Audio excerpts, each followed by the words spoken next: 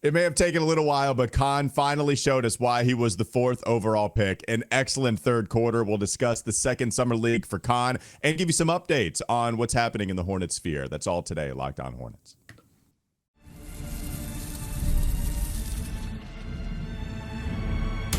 You are Locked On Hornets, your daily Charlotte Hornets podcast. Part of the Locked On Podcast Network, your team every day. In a minute, cuz we live.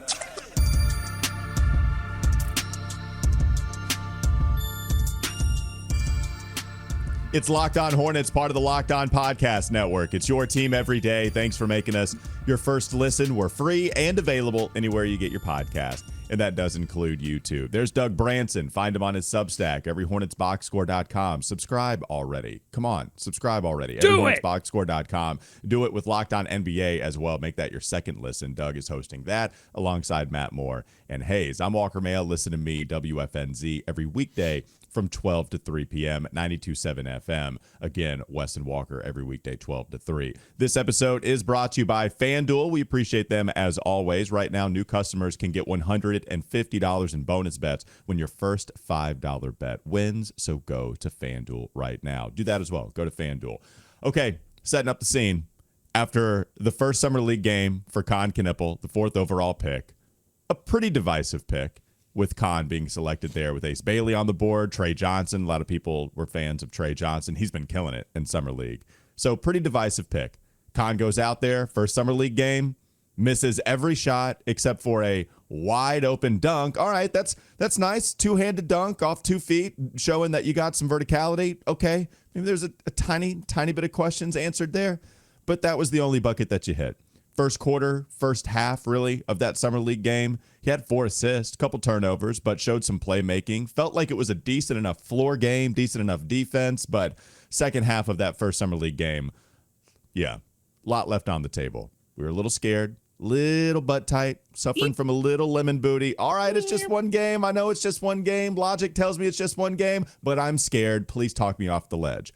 Well, what was going to help us talk you off the ledge was a good game from Kon in Summer League game number 2.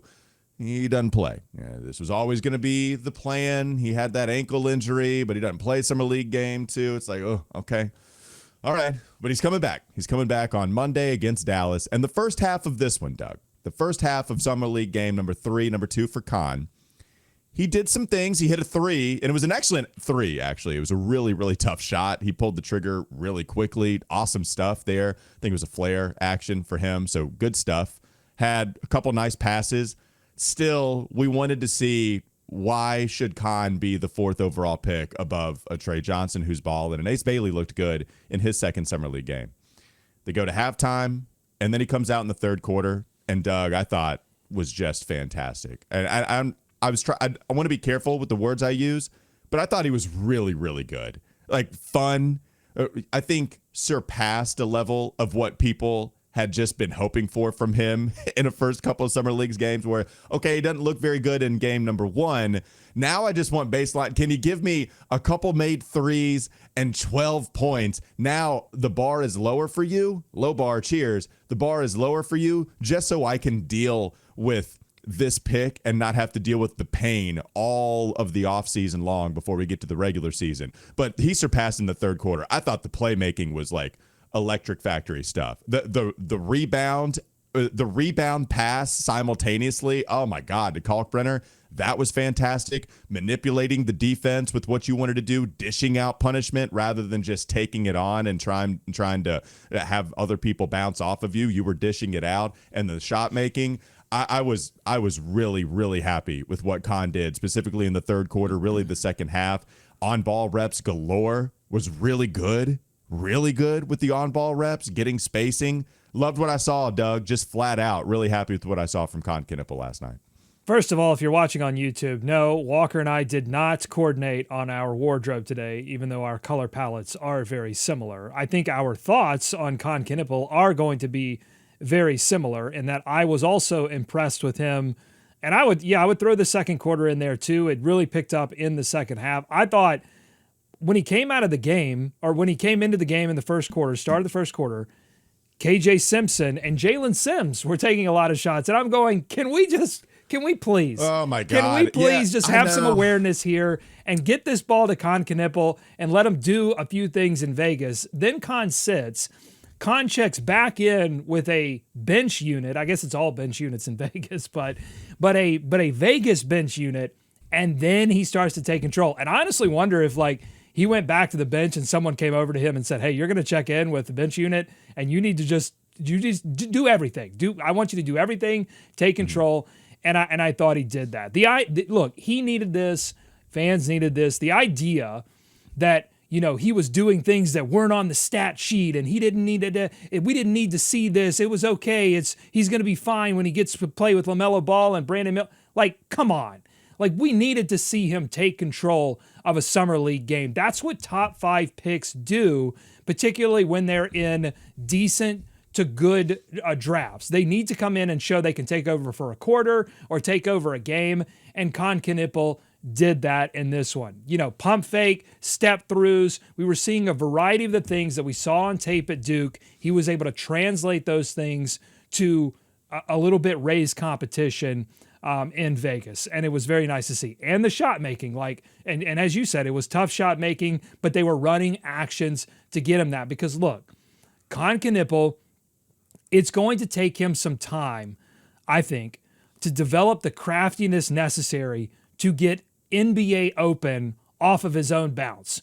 And honestly, he may never super excel at that, but he was going to have to develop it if he ever wants to make an all-star team at some point and be more than, just a catch and shoot guy in the corner that's making plays off of LaMelo Ball and Brandon. But that's going to be his role year one. But it's going to take some time for him to develop that craftiness. But he had to show it a little bit against the summer league competition, and he did.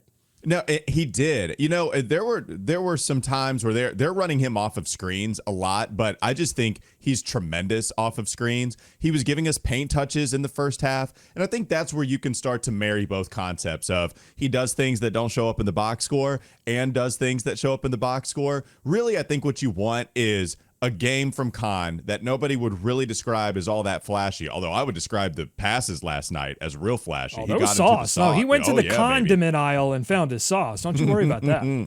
I love it. He certainly did that. The underhand scoop and transition to PJ Hall. That rebound pass simultaneously to Kalkbrenner. I mean, that's real point guard right here, right now stuff. I loved that. So, yeah. There was a time, there was one mid-range jumper that he shot where they didn't run any screen for, maybe they did. Maybe it was just kind of a late screen where nobody was up in his body point of attack-wise. But really, he generated a lot of space and missed a mid-range jumper, but got to his spot when he wanted to. In the second half, he started to dribble between the legs. That's a telltale sign of you feeling it when you're going between the legs and you're not just trying, okay, don't turn it over. Let me get below my hip, keep the ball low so I don't accidentally allow the defender to steal the basketball. Now he's loosey-goosey. He's starting to feel himself, get into his spots more so. We really saw him turn it on in the second half and get really comfortable as an on-ball guy.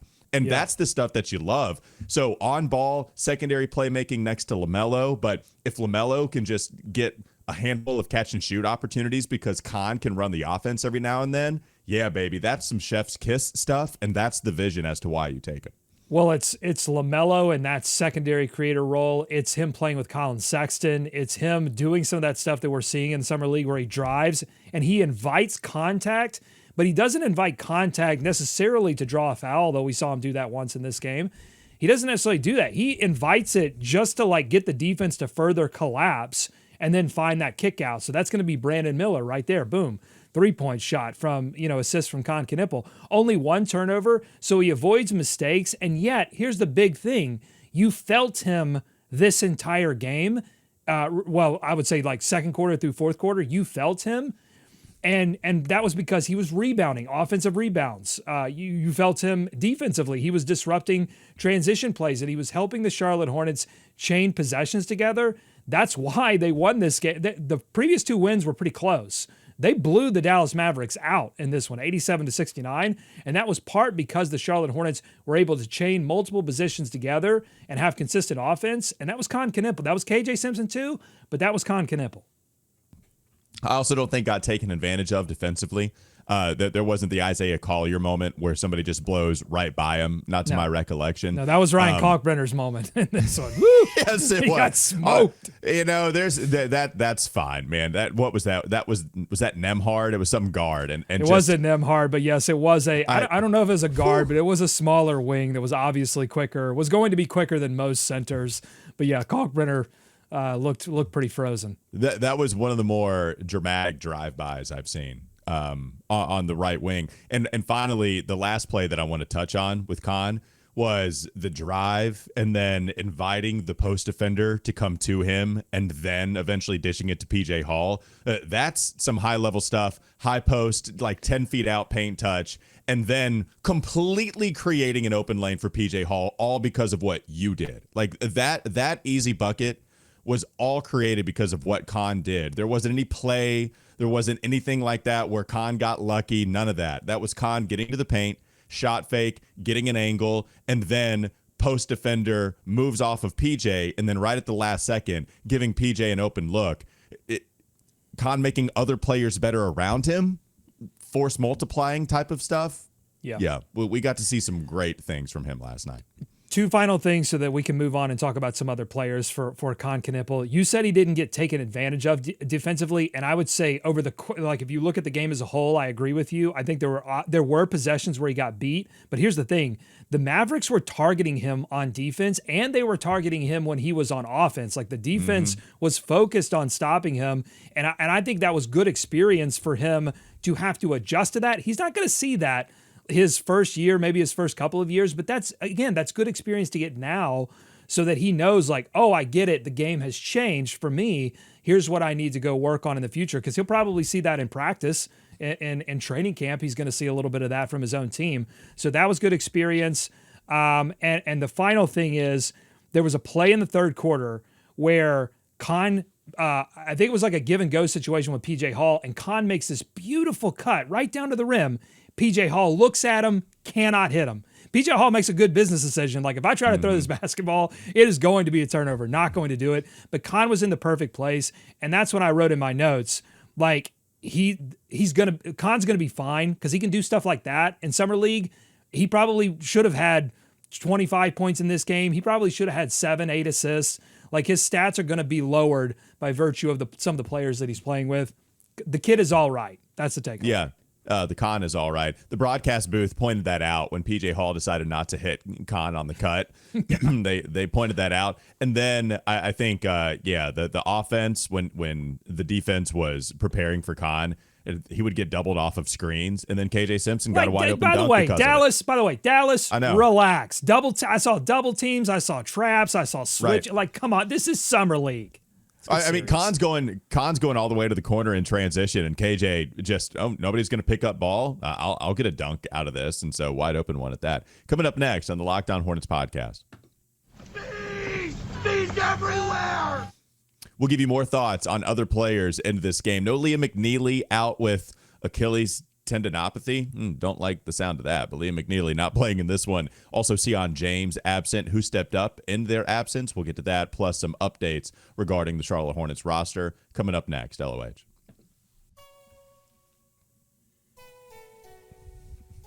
This episode is brought to you by FanDuel. Summer sports, they're in full swing, just like the home run derby last night. And whether you're all about baseball under the lights, golf on the green, high-stakes soccer action, FanDuel is the best way to make every game even more exciting. You're already following the action, so why not make it a little more thrilling? With FanDuel, you can get in on the game while your friends are getting sunburned at the beach. Ouch, don't do that. It's easy to use. They have a fast payout. They make regular season games feel like must-watch events. And whether you're placing a same-game parlay, watching a bet right into the ninth inning, FanDuel makes it feel like you're a part of the action. If you're new to FanDuel, new customers can bet just $5 and then get $150 in bonus bets if your first bet wins. Open the FanDuel app today or visit FanDuel.com to get started. More Locked On Hornets ahead.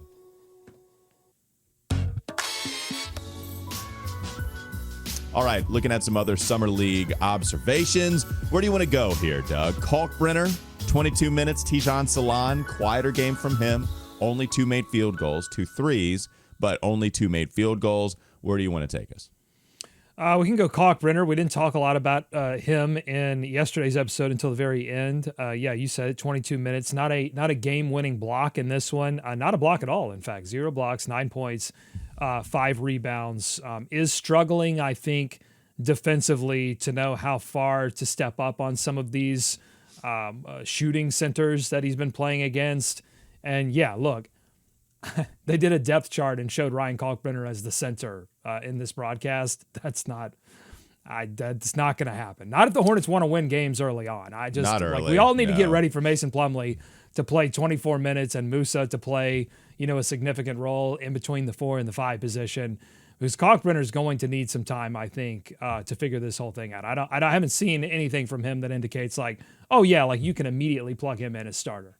So, yeah, I mean, I think that the hope for Kalk early on is that I just shortened that naturally.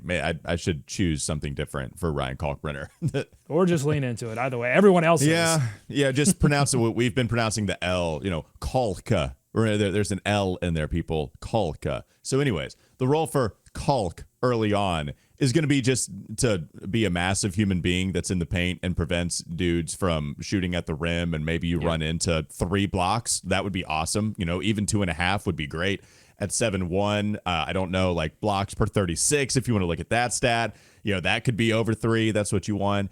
But the rim deterrence, I think, for him is going to be a big deal. I think the stepping up is going to be coaching. That's going to be helped pretty immediately. Yeah. I'm not really worried about that. It's just, hey, when you see this, especially in scouting reports, this is someone that is really good in the mid-range. He's got a really good floater, so we do want you to step up just a little bit further. This guy likes to get to the rack. He's going to attack and be really aggressive, so now you can drop back a little further.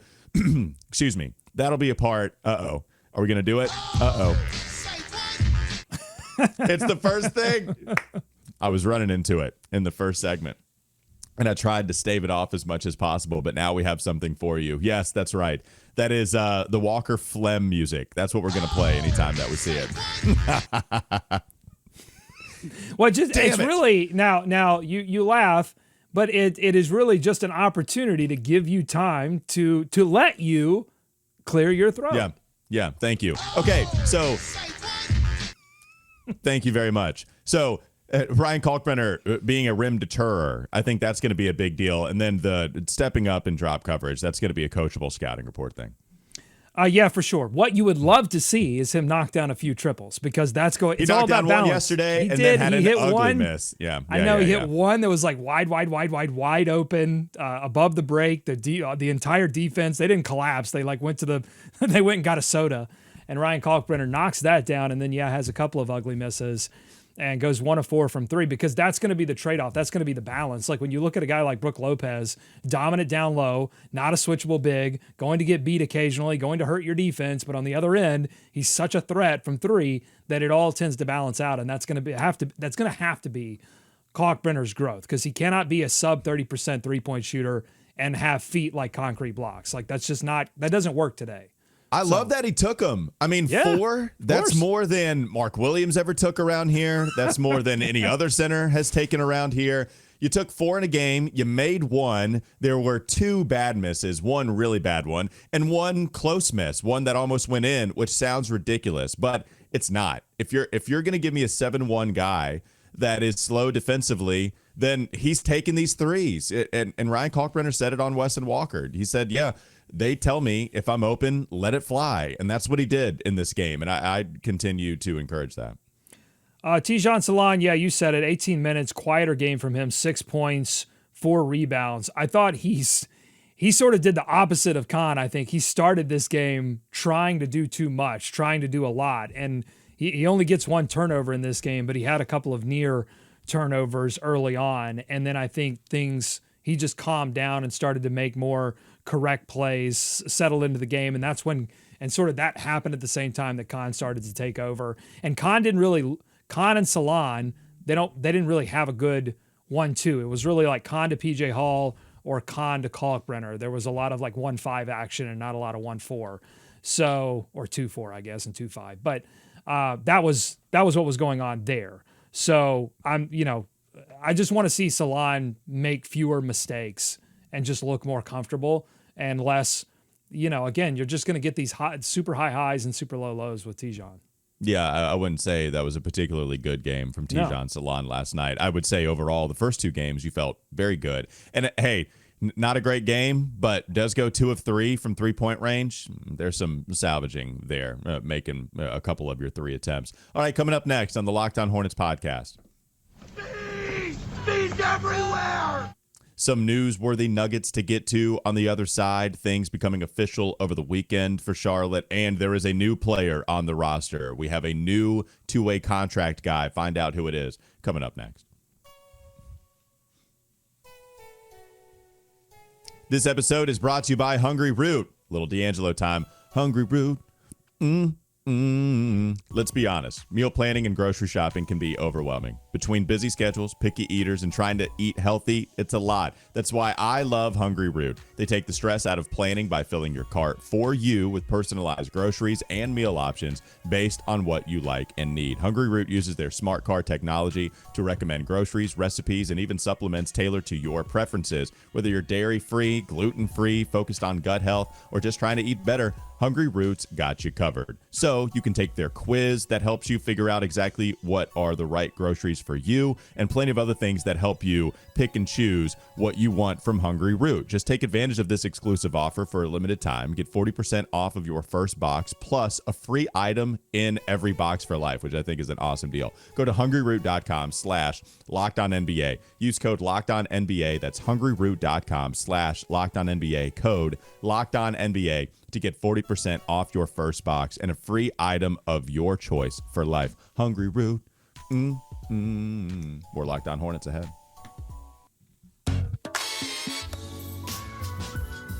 Things becoming official over the weekend. Just real quickly, Sunday 9:16, Sunday 9:31, and then Sunday 9:45. The Hornets officially send out the press email that Tre Mann is officially a member of the roster again. Spencer Dinwiddie officially signed, and Mason Plumlee. So all of those moves becoming official on Sunday, just to update everybody there. Which, by the way, don't take that for granted. You know what I'm saying? Like, we went through the Mark Williams affair last year, so anything becoming official is newsworthy. Well, and maybe even more to that point, because of how jam-packed the roster is, they had not announced these signings, and so there was always a little wiggle room to get out of some of these deals if you really wanted to. And Josh Okogie, here we are on July 15th. This was when the initial date to waive him before that contract became guaranteed. It was July 1st. It got pushed back to July 15th. Here we are today, as of this recording at 9:28 a.m. There has been no news on Okogie. He's expected to get waived, but that's actually, I think, from one source on Twitter. I didn't even see anything officially made about that, so maybe I shouldn't jump to conclusions there. I would guess, if you want to speculate, I would guess that Josh Okogie is waived today if they can't find a trade partner, which is going to be really hard, especially with the Hornets not having a whole lot of leverage.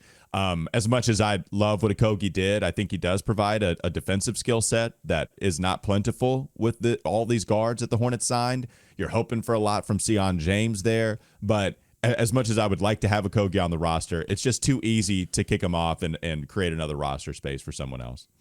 Well, so, and here's where analyzing what the Hornets' goals are this season becomes complicated, because if their goal was to win as many games as possible, I think you'd rather have a Josh Okogie on a cheaper deal. Like, you can't have him at 7.75. You can't be making more or right at what Tre Mann is making, okay?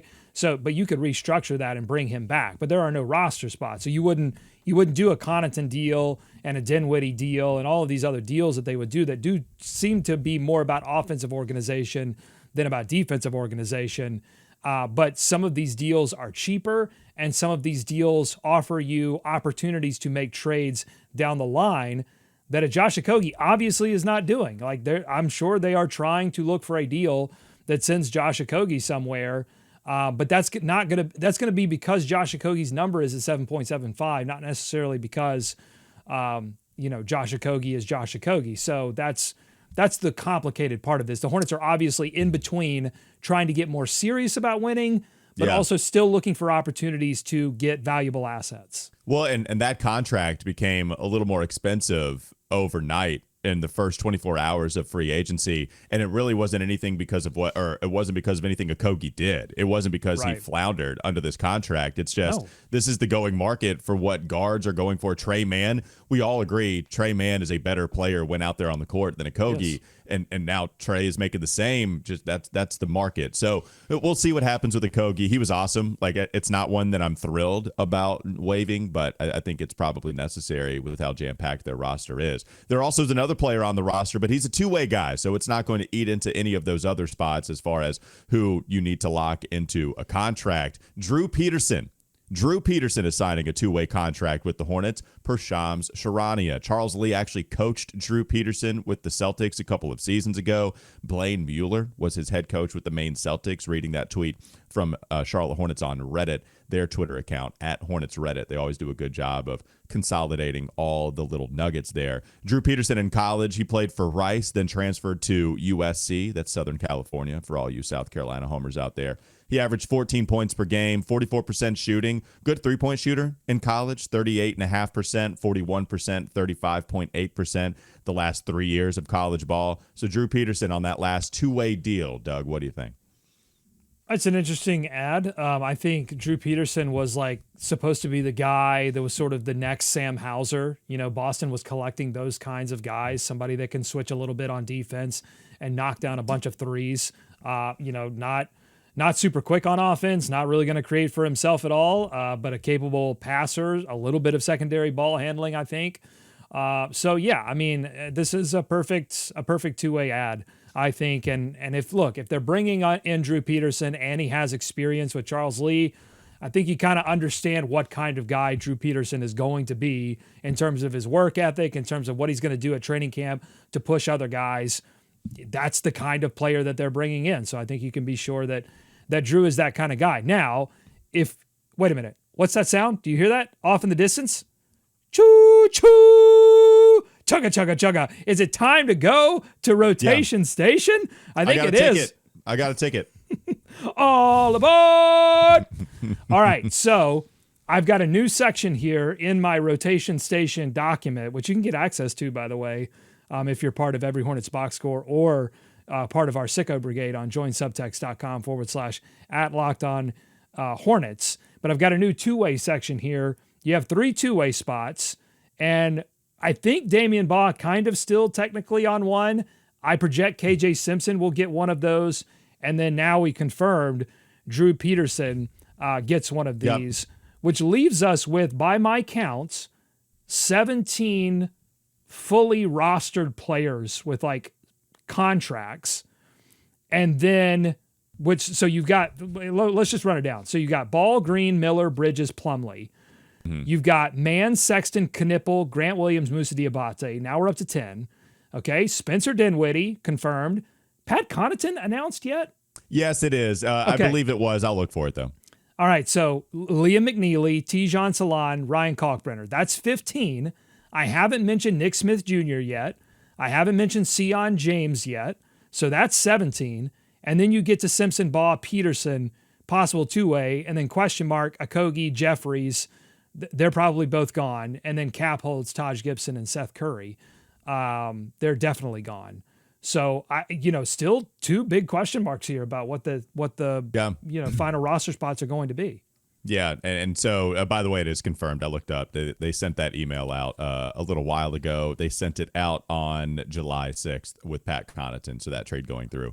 Yeah, it is going to be difficult. This was always the issue. And so Jeffrey's gone. Okogie, we expect to be waived today. Can you go back all the way to the right here on the rotation station? Thank you very much. Nick Smith Jr., how much of a conversation should we have about NSJ? Just a brief one, even with this pod ending here because we don't have enough time. But the NSJ stuff, there's just been so many other things happening around the Hornets that, of course, he's just not at the forefront of your mind. But it feels like he's getting squeezed out. And it feels like just a matter of time before he's off the roster. But they haven't made any announcements yet. Well, look, man, I mean, KJ Simpson, we didn't really talk about him because he's played great in both of the first 2 games, and then he follows it up third game 18 points, 7 assists, 1 turnover, not making a lot of mistakes. Look, the defense is going to be 50-50, but the defense is 50-50 with Nick Smith Jr. too. And so if KJ Simpson is going to come out here and hit a bunch of threes, not turn the ball over, like, yeah, that to me, you're losing size a little bit, but like that to me is squeezing Nick Smith Jr.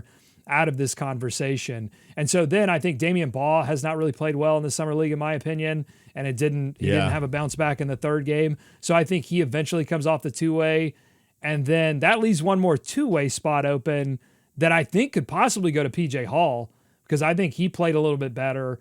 The Hornets are starting to release some social media on PJ Hall, so just some hints. They did there. early. That's people noticed that, how with all of these youngins, PJ Hall was a part of some of the young boy social media stuff. Yeah. And I thought he played well in that third game. I didn't love what he did in the first 2 games, but I think he started to settle in, and he's going to be more featured as the Hornets play. They're going to play at least 2 more. So I think you're going to see more PJ Hall, and he'll get an opportunity to prove that out.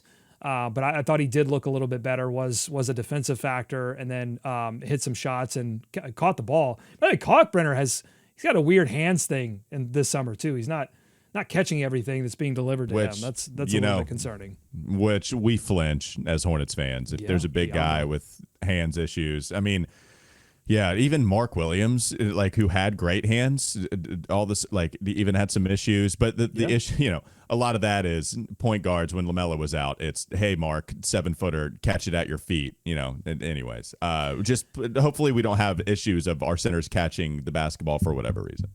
Final thing, and I don't know if we've pointed this out yet, but the fact that they have 17 contracted players is actually a really significant thing.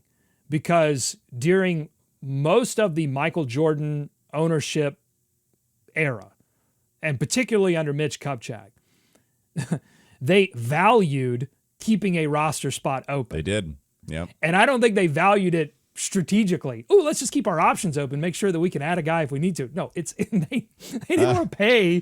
That's what they said, at least. Right. That's what they said. They said it provides flexibility. Right. Flexibility in your wallet, for sure. Mm-hmm. Like, you don't have to pay.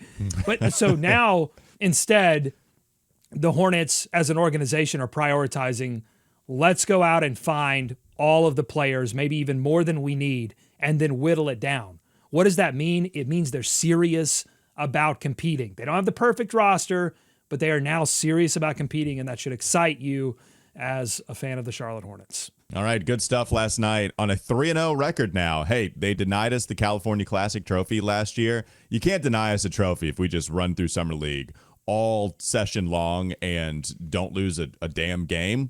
Give us the hardware. Give us the hardware. Give us a parade, trade and try on. I will visit. I want to run buses down live show down Tryon Street. Let's go.